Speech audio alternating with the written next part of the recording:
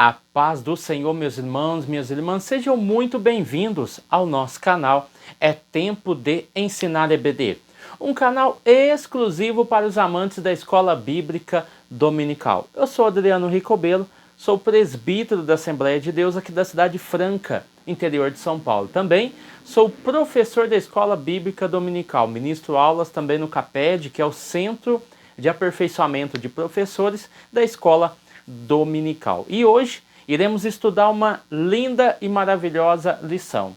A lição de número 5, ela tem como tema a missão da Igreja de Cristo. Então, dentro desse tema, nós iremos abordar bastante assuntos importantes para a nossa vida eclesiástica e também pessoal. Então, antes de nós iniciarmos o nosso vídeo, queria pedir para você que deixasse aquele like do céu, tá bom? É um like abençoado que vai nos ajudar. Já viu aquela pregação que o pregador sempre pede para você dar glória e não sei o quê?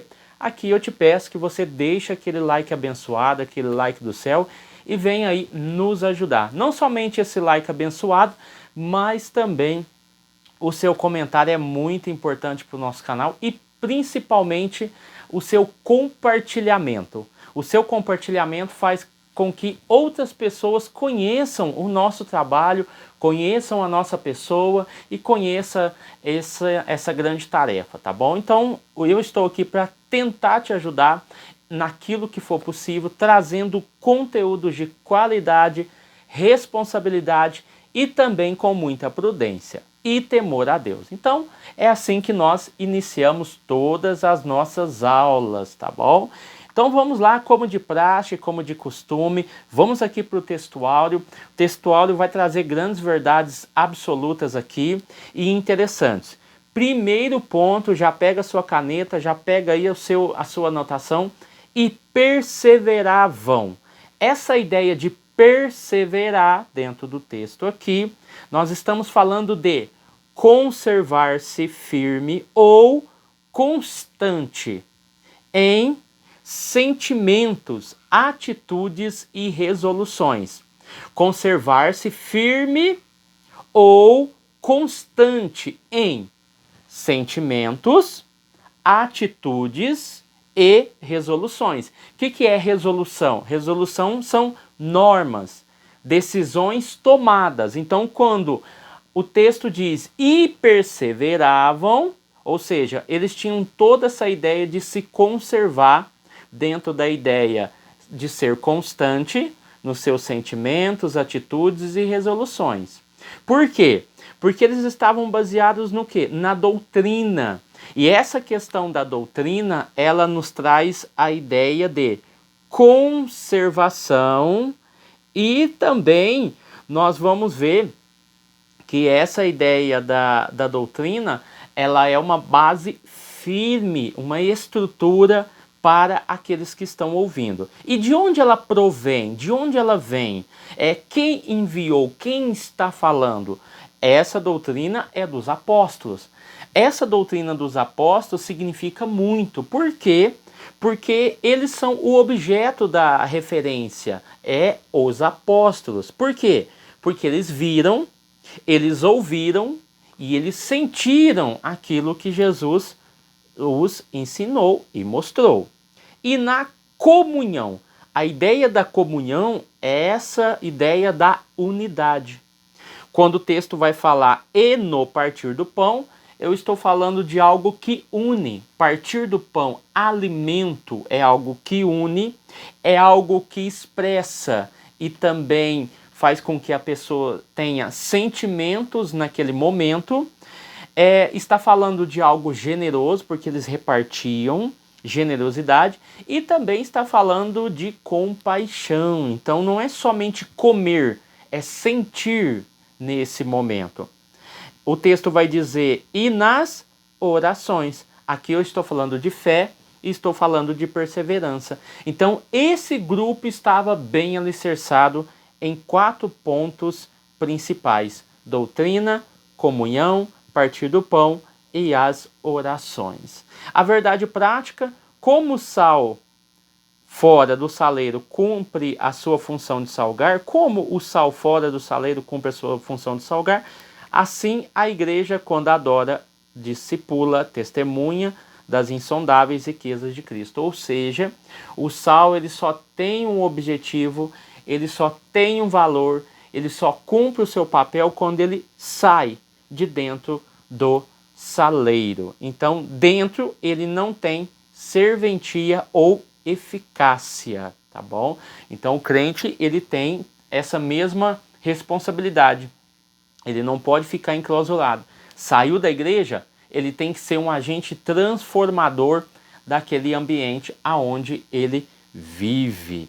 E o que acontece é que esse cristão representado por esse sal que sai do saleiro, ele manifesta as insondáveis riquezas de Cristo, ou seja, ele revela o seu potencial, o seu poder e a sua natureza, tá bom? Anota aí porque isso é muito importante. Marcos capítulo 16 e Atos capítulo 2, né? Atos capítulo 2 e Marcos capítulo 16. É a leitura bíblica em classe, é um texto bem extenso, só vamos abordar alguns pontos aqui, né? Algumas divisões. Por exemplo, o versículo 14, você vê a aparição de Jesus e sua repreensão aos discípulos. O versículo 15, nós temos uma ordenança dada a eles após essa repreensão. E nós vamos ver que dentro dessa mensagem que eles vão pregar, não é uma mensagem de amaciar o ego, é uma mensagem que existe pré-condições. Isso nós vamos encontrar aqui no versículo 16. No versículo de número 17 e 18, nós vamos ver que essa mensagem, além dela ser salvífica, ela também contém atos poderosos de Deus, ou seja, ela flui, acontece.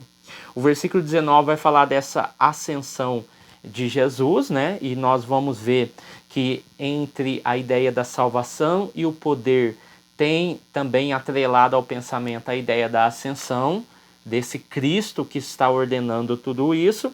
O versículo de número 20 está falando da aceitação da missão dadas a ele, porque houve uma repreensão lá no versículo 14 e dada uma missão no versículo 15, então no versículo 20 há uma resposta desses discípulos, tá bom?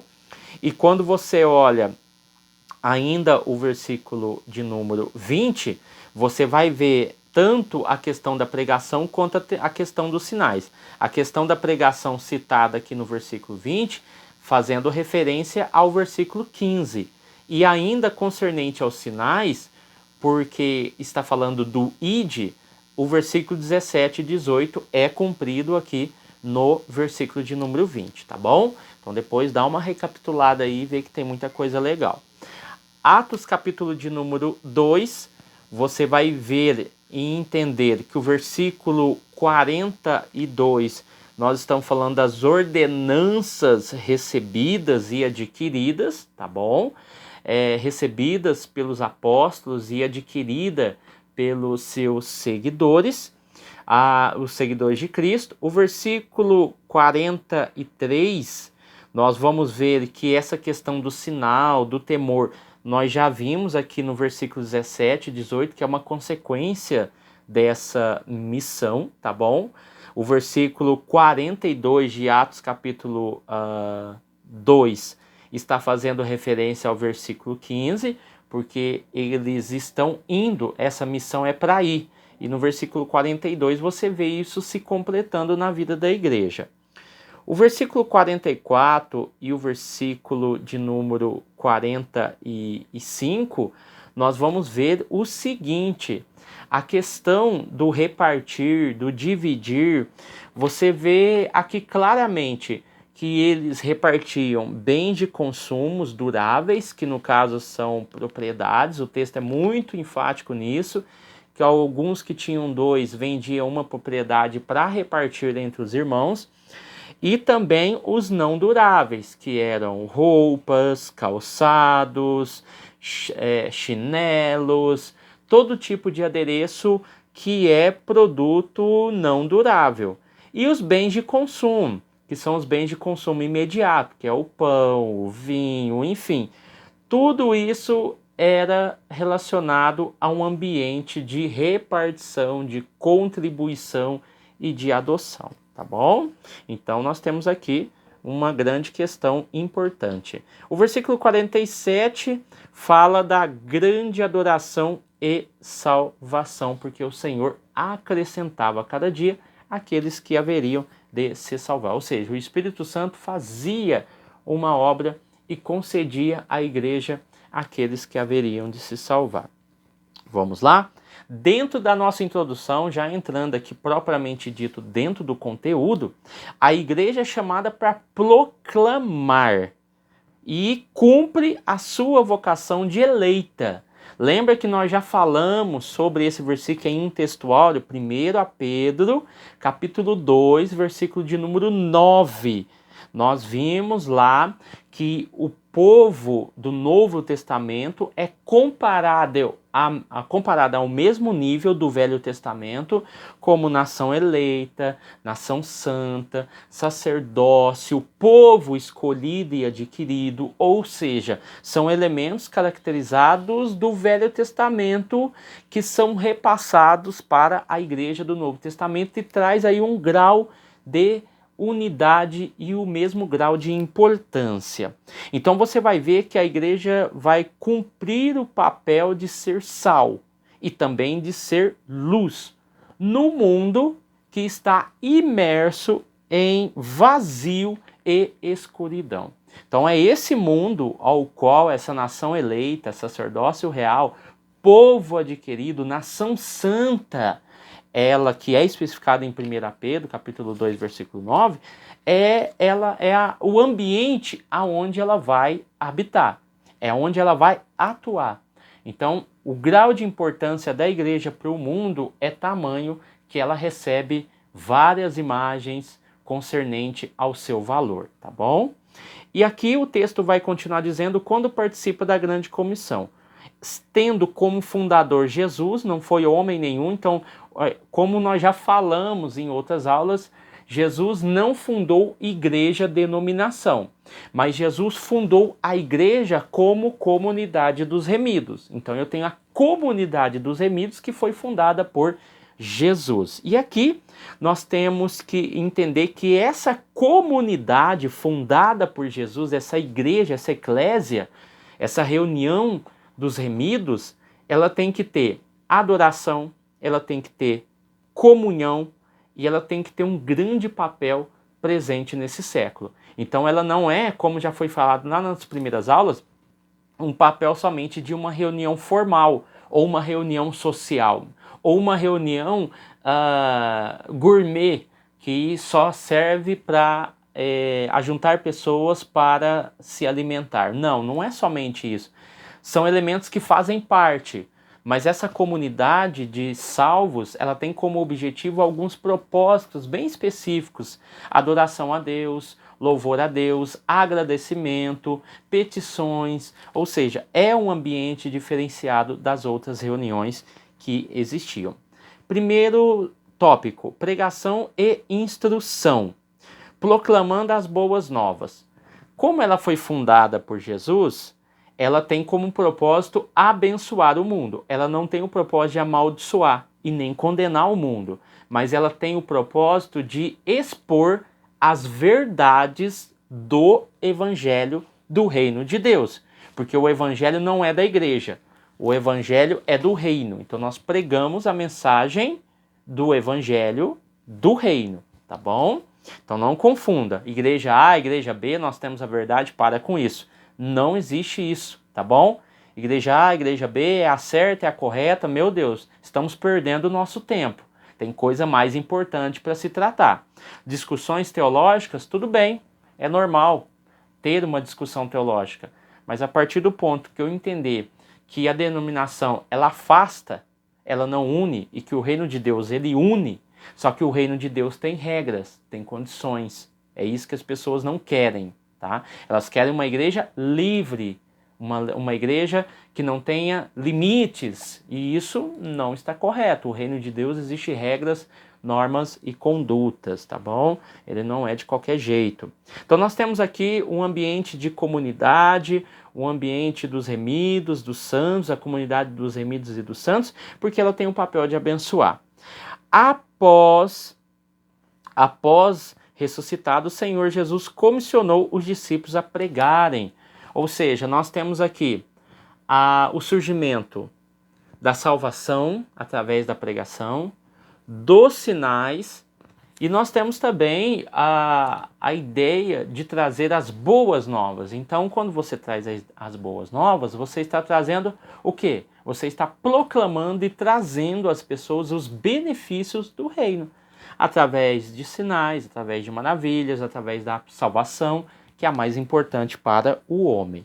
Então, pregar, o que ele só, traduzido como pregar, proclamar, fala e tem o sentido de um arauto que proclama algo. E o que esse arauto está proclamando e pregando?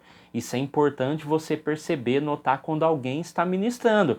Será que ele está se auto-beneficiando ou ele está beneficiando o reino para ser beneficiado? Então, nós temos que entender e compreender que a mensagem não é nossa, ela é de Cristo. A mensagem, eu não sou aquele que tem a mensagem, eu sou o portador da mensagem, eu contenho a mensagem do reino e eu transmito essa mensagem. O objeto da pregação. Então, proclamar as boas novas é isso, é fazer o papel de um arauto. O objeto da pregação é trazer as boas novas, pregar as boas novas. Quando eu falo sobre isso, eu tenho que compreender o seguinte: eu tenho que entender que o amor de Deus é a centralidade, a motivação do crente para ir.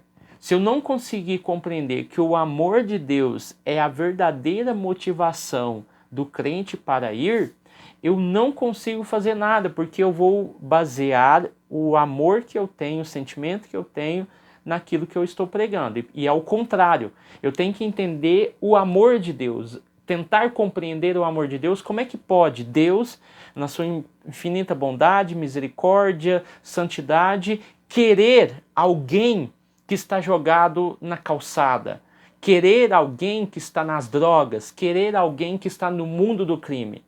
É esse amor que nós temos que tentar compreender e imaginar para que realmente eu possa ministrar, porque se eu usar os meus critérios, as minhas condições, as minhas forças e usar o meu amor, eu não vou conseguir compreender o amor de Deus e eu não vou executar a obra de Deus como ela deve acontecer.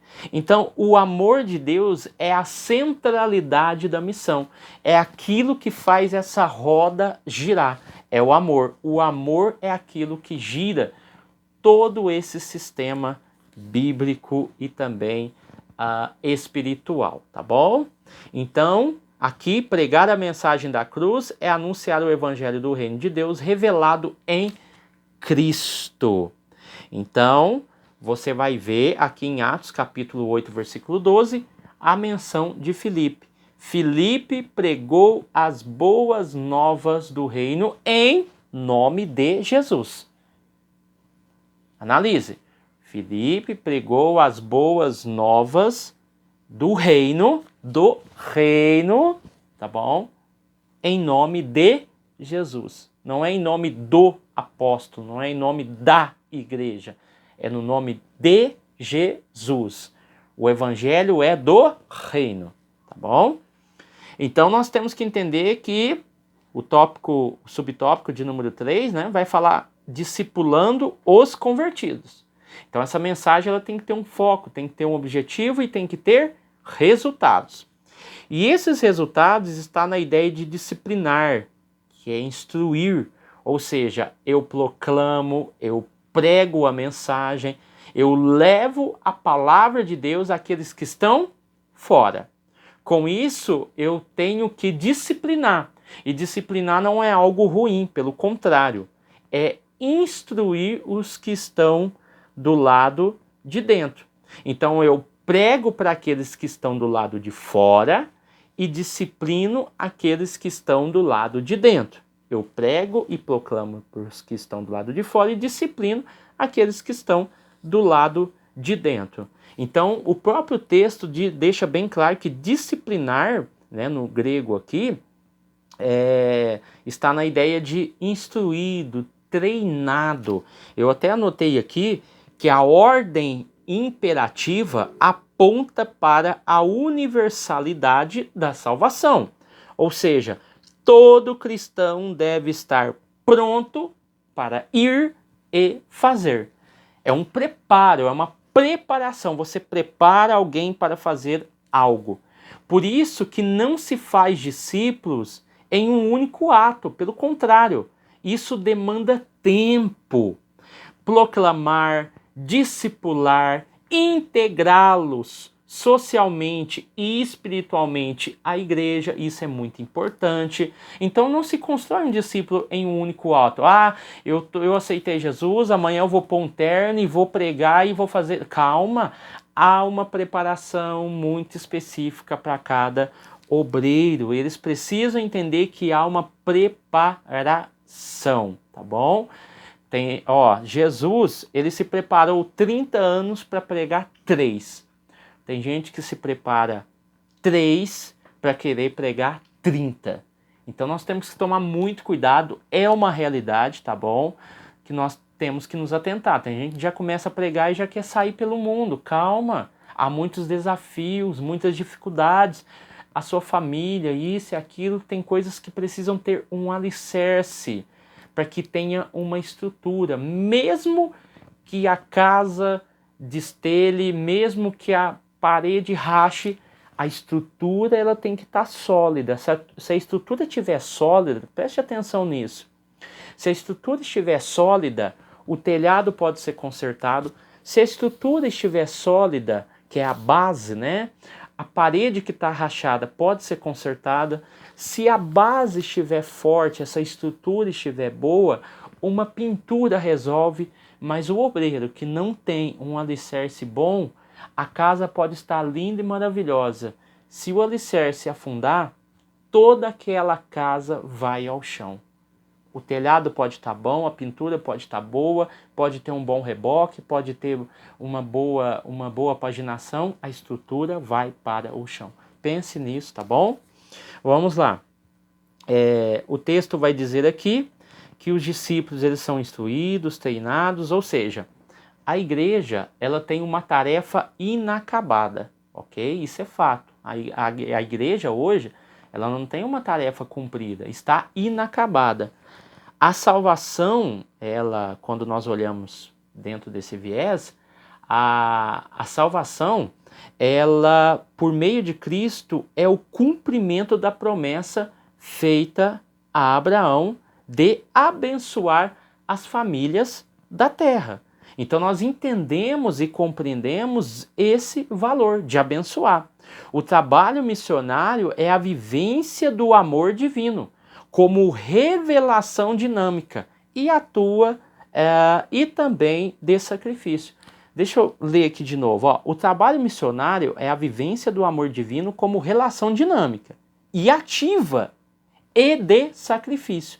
Então tem 3 itens principais. Dinâmica, ela é ativa e também de sacrifício. É preciso, né, acreditar no amor de Deus. Nós entendemos também que Jesus é o primeiro missionário enviado diretamente pelo Pai ao mundo. E nós temos que entender também que os apóstolos o sucederam. E mediante a igreja, o corpo de Cristo, a missão de Jesus, passou a ser a missão da igreja, tá bom? Então vamos aqui, nós encerramos esse ponto aqui, discipulando os convertidos. Vamos lá. Sobre o tópico de número 2 vai dizer o seguinte: adoração e edificação. Uma comunidade adoradora. No contexto bíblico, a adoração significa dar a glória, ou seja, somente a Deus. Quando nós entramos nesse ponto aqui, ele é muito importante. O autor fala da questão de tirar a atenção de nós mesmos, nós centrarmos unicamente no Senhor, nós adorarmos. A adoração tem a ver com o serviço, isso é fato, né? Mas quando eu olho para isso, nós temos que, primeiramente, falar de adoração é tirar o nosso ego. É tirar o nosso ego, é entender as nossas falhas, é compreender o nosso egoísmo, é deixar a mentira, é deixar o engano. Porque quando eu falo de dar glória, eu estou falando de o quê? Eu estou falando que essa glória que eu manifesto, eu dou glória. Por que eu dou glória? O que significa isso?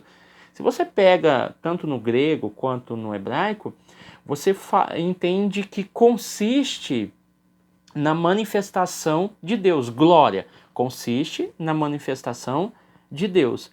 Então, como consiste na manifestação de Deus, ela está ligada, primeiro, à revelação e à aparição física de Deus.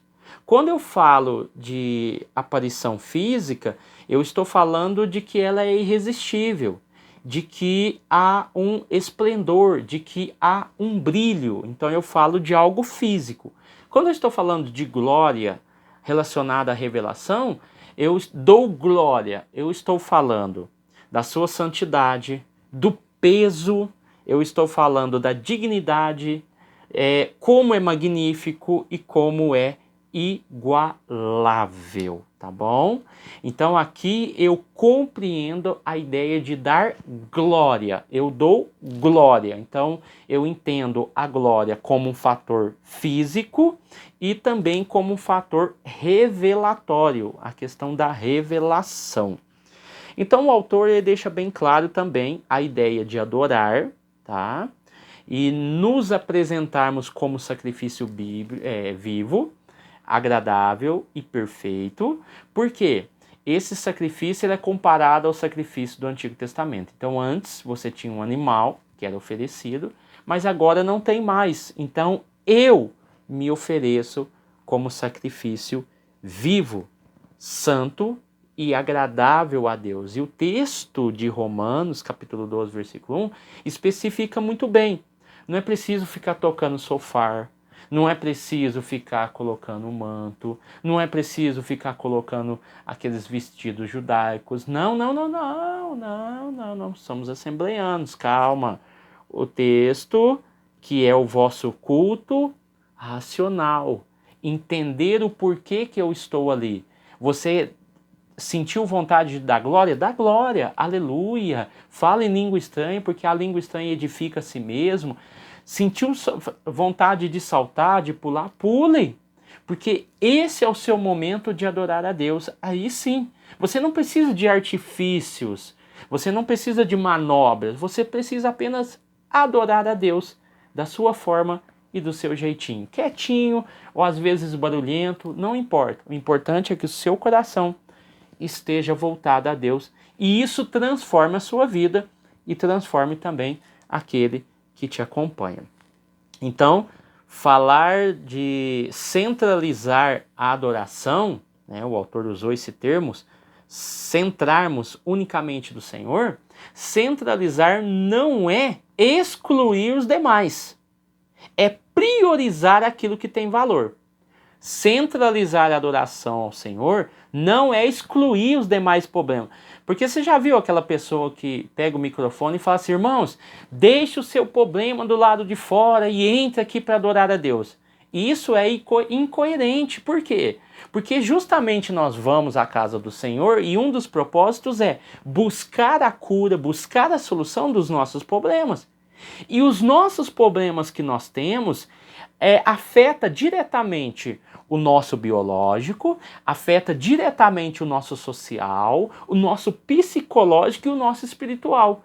Quando eu digo para alguém deixar do lado de fora, eu estou dizendo o seguinte: quando você sair da porta para fora, o seu problema vai estar te esperando. E essa não é a ideia. É você vir à casa do Senhor e buscar uma solução para o seu problema. E você tem que sair da casa do Senhor aliviado, sabendo que o seu problema que você trouxe já saiu com a resposta, já saiu com a solução e você vai dormir tranquilo naquela noite. Então, quando nós falamos de centralizar, não é excluir as demais, é priorizar, ou seja, o meu problema, eu estou com ele, mas ele não vai ser maior do que o meu Cristo. A minha adoração vai superar a minha dificuldade. O meu louvor vai superar os meus problemas. O meu glória a Deus vai superar os meus problemas. Então é isso que nós temos que entender. Não peça para o seu irmão deixar o problema do lado de fora. Pelo contrário,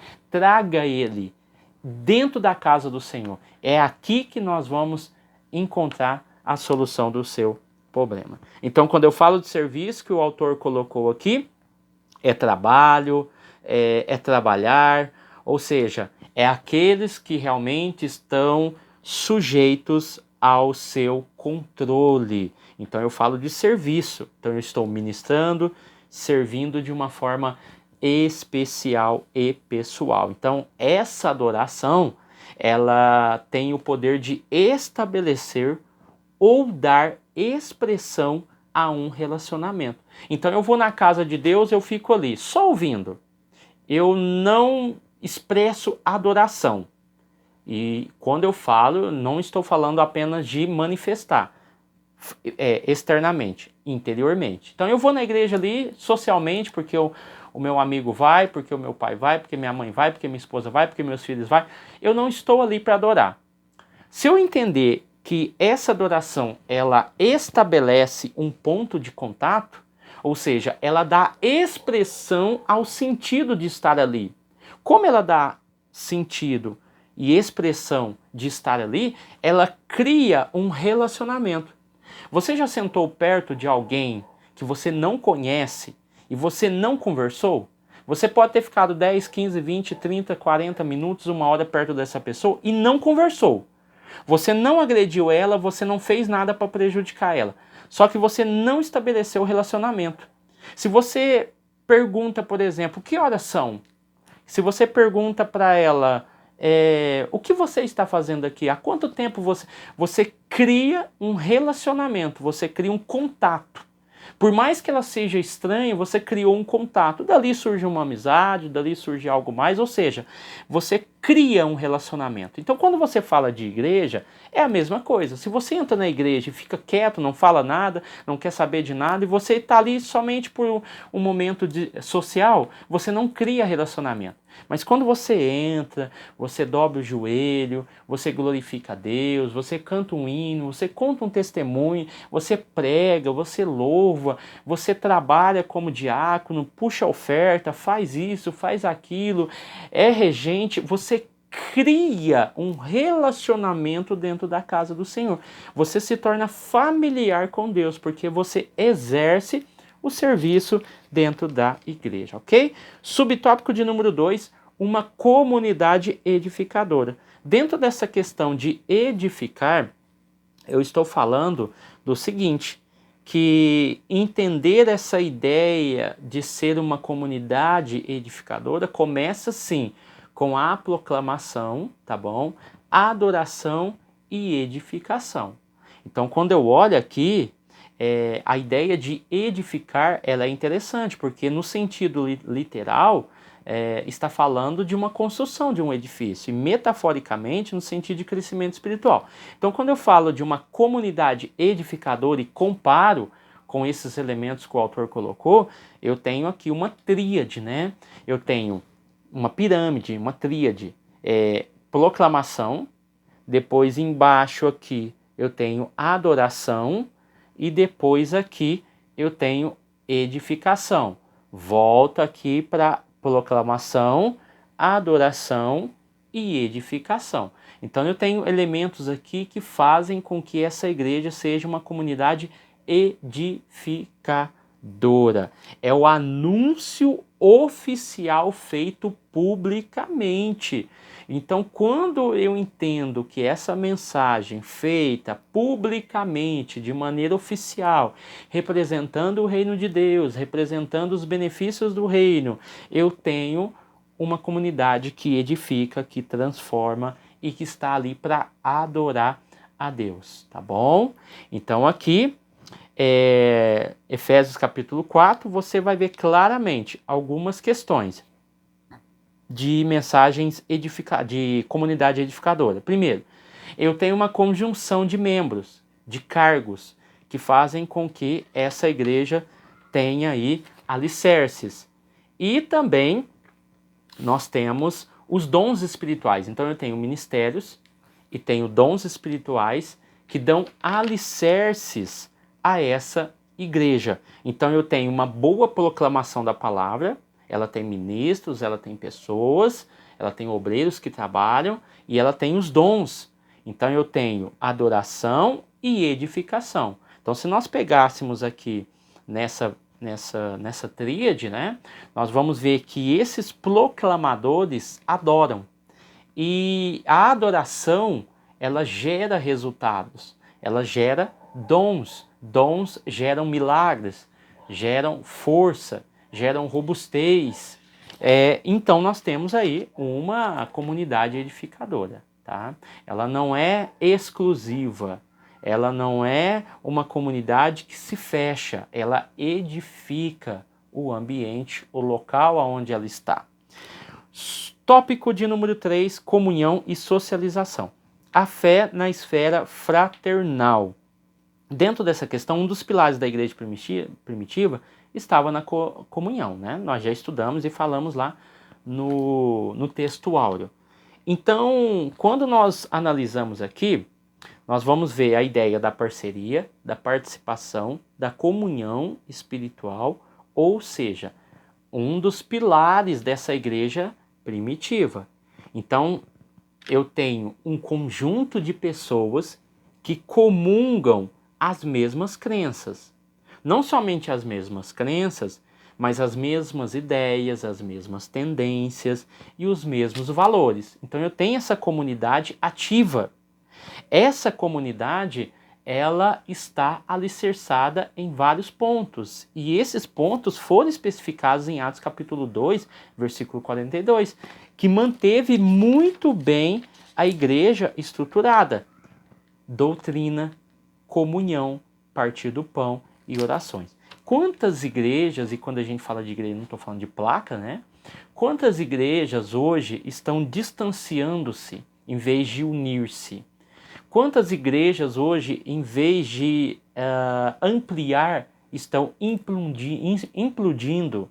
Ou seja, cada um querendo o seu, cada um buscando seus próprios negócios, cada um querendo aparecer mais do que o outro, cada um querendo ser mais do que o outro, ninguém querendo repartir, porque acha que aquilo que ele ganhou ele não pode repartir ou que o outro não merece aquilo que ele tem.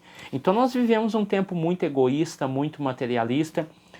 As ideias, né, positivistas, materialistas e até socialistas, né, elas entram dentro da igreja e causam aí uma grande distorção e também destruição. Então essa ideia de comunhão e socialização ela é muito importante, porque eu tenho pessoas que morrem, eu tenho pessoas que nascem, eu tenho encontros de casais, eu tenho encontro de jovens, eu tenho encontro de crianças, eu tenho vários elementos do cotidiano da nossa vida que fazem com que a gente se una. A gente pode unir, por exemplo, na dor, que seja num funeral, aonde tem uma pessoa que chegou a óbito, nossos irmãos, que muitos deles falecem, e esse ambiente é um ambiente também de união, aonde a gente vai prestar as nossas condolências. Quando nós temos um ambiente de festa, ele também é um ambiente de comunhão, porque é um local aonde não há morte, mas há muita alegria envolvida. Então, nós temos que entender essa questão, que existe a vida e existe a morte. Tanto na vida quanto na morte, nós cristãos, nós devemos participar, porque nós estamos socializando, nós estamos nos sensibilizando com a dor e também com a alegria do outro. Então é muito fácil, às vezes, a gente ir num velório e às vezes se torna muito difícil ir no momento de alegria, porque a inveja, o rancor, os problemas do nosso coração às vezes nos atrapalham, nos colocam impedimento e às vezes a gente não quer participar da alegria dos outros, né? Então, que fica aí esse alerta, que possamos entender e compreender essa questão da socialização. Adorar é isso, é socializar. Adorar é compartilhar. Adorar é estar perto. Adorar é estar junto. Adorar é compartilhar os benefícios do reino. Paulo deixou muito bem claro que nas suas ministrações ele deixou muita gente rica, muita gente abençoada. Muitas pessoas foram agraciadas pelo poder de Deus por causa das suas mensagens. Mas quando você olha a vida dele, o quanto que Paulo sofreu, quanto Paulo foi castigado pelos seus opositores. É assim o evangelho. E a gente tem que se alegrar nessas questões. Se a gente vê alguém bem, que a gente fique feliz, não sinta inveja, não sinta rancor, não sinta injúria, não sinta raiva das pessoas. Pelo contrário, peça que para Deus te abençoar também, porque você é um filho de Deus e pode ter certeza que Deus tem uma bênção para cada um. Unidade e fraternidade. A unidade, ela está na qualidade ou o estado de ser um ou único. Então eu estou falando de uma igreja que tem unidade, um só pensamento, um só propósito, um só objetivo. Quando eu falo de fraternidade, eu estou falando da harmonia e união entre os que vivem e aqueles que estão próximos e aqueles ao qual nós lutamos juntos pela mesma causa. Falar de fraternidade é falar dessa proximidade. Eu lutar com aquele, não é contra ele, é com ele. Lutar, perseverar numa mesma causa. Não é lutar. O Tiago mesmo falou, de onde vêm essas dissensões, essas brigas, né? Vem de nós mesmos. De onde vêm as guerras? Vem de nós mesmos. Então tem muita gente brigando com o outro dentro da igreja. Por causa disso, por causa daquilo, por causa de cargo, por causa de... É um monte de coisa. Falar de fraternidade é lutar mais junto. É viver junto. E às vezes isso é muito difícil para nós. É uma dificuldade. A gente se coloca nisso porque é uma dificuldade para todo mundo. Falar de unidade é falar de um. Aí, você vê a igreja de Corinto, por exemplo, a gente vê isso. Um é de Paulo, um é de Pedro, um é de Apolo e o outro diz, eu sou de Jesus. Então não tem unidade. Fraternidade também não tem, porque eles viviam em pé de guerra, um querendo ser melhor que o outro. Então é isso que estava acontecendo. Tá? Então vamos lá. A fé na esfera social. Comunhão, por um lado, o verbo grego, né, possui também o sentido de ajuda, contributiva e partilha. Então nós entendemos e compreendemos que a fé também ela é social. Tiago falou muito bem, né? Fé e obras. Mostre a tua fé, eu te mostro as minhas obras. Cada um tem a sua. Um tem mais fé, o outro fala, não, eu prefiro obras. Fé não está com nada, então eu prefiro fazer. Aí Tiago vai falar assim, ó, a fé sem as obras, ela é morta. Então eu resolvo o problema. Eu preciso ter muita fé. Eu preciso orar, preciso jejuar, preciso buscar Deus. Mas não adianta ficar só na retórica, só no pensamento. Eu preciso praticar. Então isso é importante para o crescimento da igreja. É uma pessoa chegar dentro de um ambiente cristão e se sentir o quê? Pertencente. Uma pessoa chega para visitar, ela deve ser abraçada, ela deve ser acolhida, ela deve ter dado atenção, ela deve se sentir pertencente àquele grupo, independente da sua situação agora atual. Ela se sinta pertencente, ou que ela possa pertencer àquele grupo. Quando ela entende que é inacessível aquele grupo, ela sai fora, ela não volta mais, porque ela entende que ali é uma sociedade dos perfeitos, e não é. É uma sociedade dos remidos, tá bom? E aqui nós começamos a terminar a nossa aula. João capítulo 17, versículo de número 21 vai dizer o seguinte, para que todos sejam um. Pai, como tu estás em mim e eu em ti, mostrando unidade, que eles também estejam em nós, para que todos sejam um.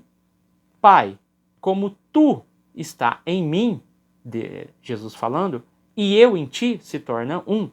Que eles também estejam em nós, porque nós somos um, então eles vão se tornar um. Para que o mundo creia que tu me enviastes.